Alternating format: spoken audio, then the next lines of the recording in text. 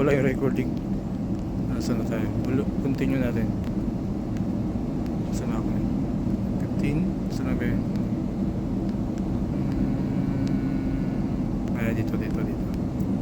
Dito tayo. Nawala na internet. So una ranging. Yan, ranging. Ayan. So kita mo na breakout.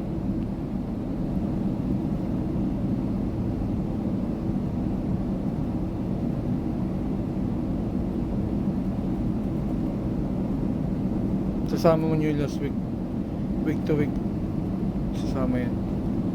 Ngayon nagkaroon ng breakout, bang, na breakout siya. Ngayon nakita mo pagka breakout is naka-align naman siya. Kung ako, hindi ako magti-trade, hindi ako mag-entry dito kasi hindi pa naman siya pumapasok sa ating mga moving average.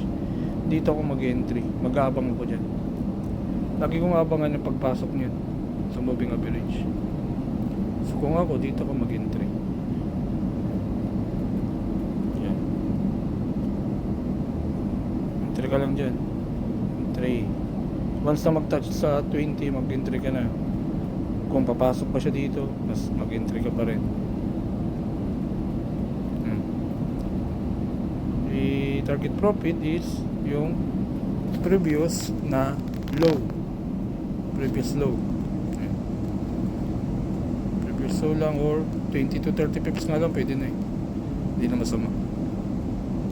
Previous low.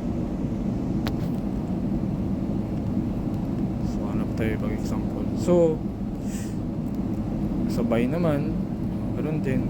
Looking for buy. Hanap lang tayo ng ranging. Okay. Hanap tayo ng ranging.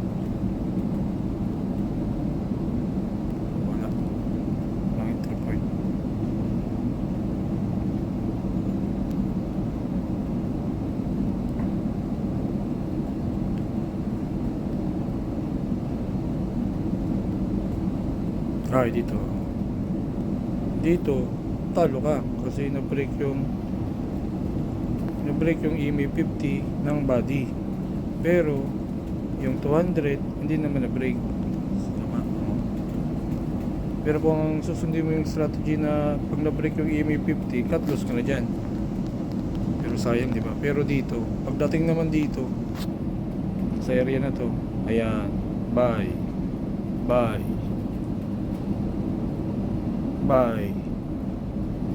tama,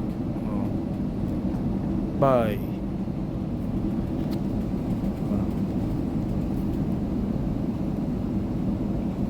ganun lang yung strategy. Meron itong kasamang pag na breakout, wag lang mag-trade ng ranging, wag kayo mag-trade ng ranging, hintayin nyo ng breakout palagi. So bali ganun lang, and thank you very much.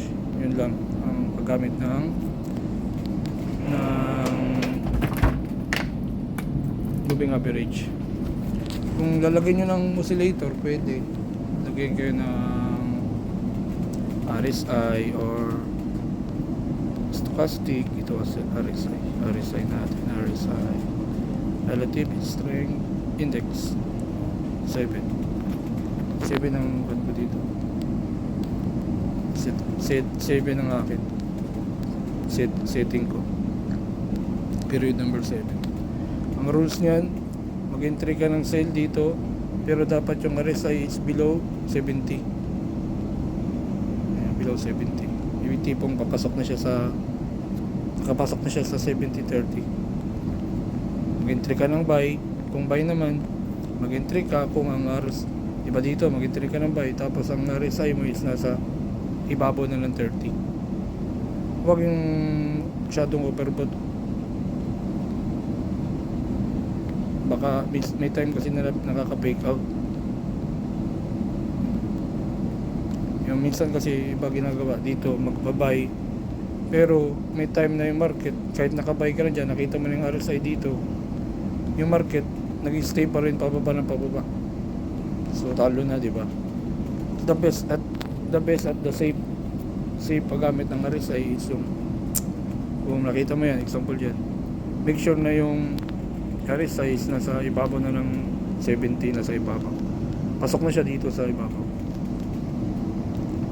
So, gawin natin yung setup.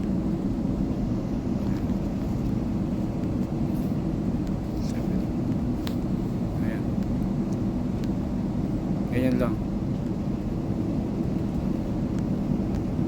Yun lang, and thank you very much, and out.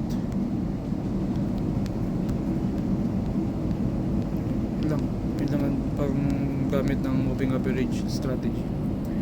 Una, hanapin nyo yung trend, kung uptrend or downtrend using ng EMA 200.